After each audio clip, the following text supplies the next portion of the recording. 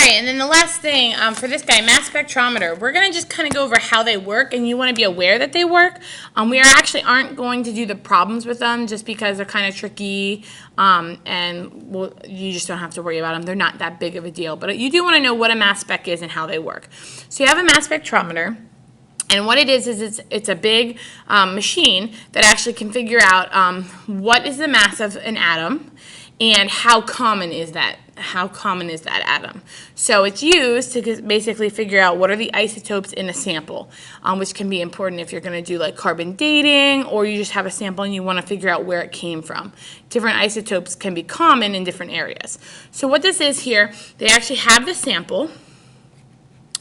And what they do is they shoot it into this little thing down here, and what they do is they kind of start subjecting it to electrical fields and magnetic fields, and what happens is the things that have different masses are going to start spreading out. You can kind of see they start fanning in different directions. Some are bent more, some are bent least. And on your notes, you want to fix this because there is a mistake here. It says the least massive and the most ionized is going to be bent the most. And then down here, this one's wrong. Down here, these guys are going to be bent the least. So if this guy was the least massive, then this guy's going to be the most massive. So there's just a misprint on that kind of thing right there. So just have that. But what they're looking at is basically how much they're bent. They're looking for actual like distances. And they can actually figure stuff out from that.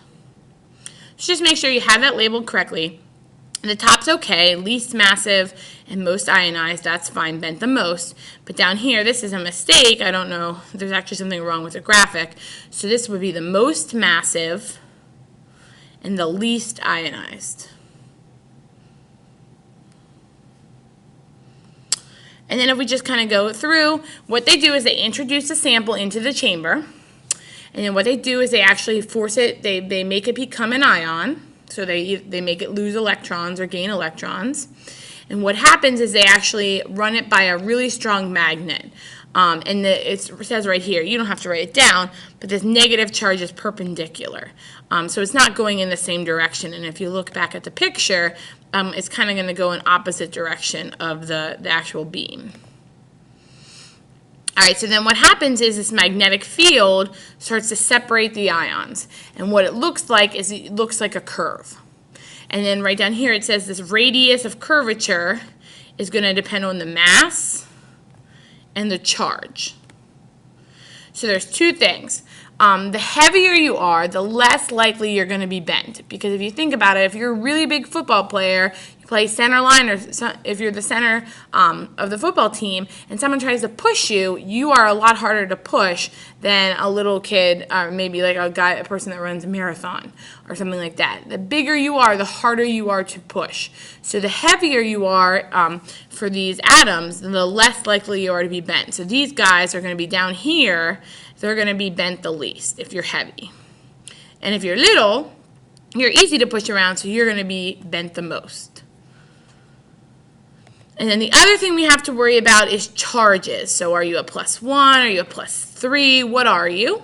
And basically, the more charged you are, the more likely you are to move. Not because of anything with mass or anything, but because if you're charged, if you're really positive, you're going to be really interested in that magnetic field that they're adding to it. So just keep that in mind. You just want to know that the mass specs are used to kind of separate them out. And we're looking at how things bend.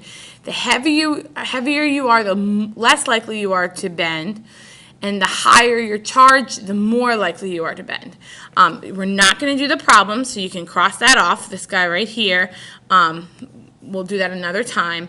But it's just a simple problem that we haven't gotten to. So just make sure you know basically how a mass spec works. That would be expected of you.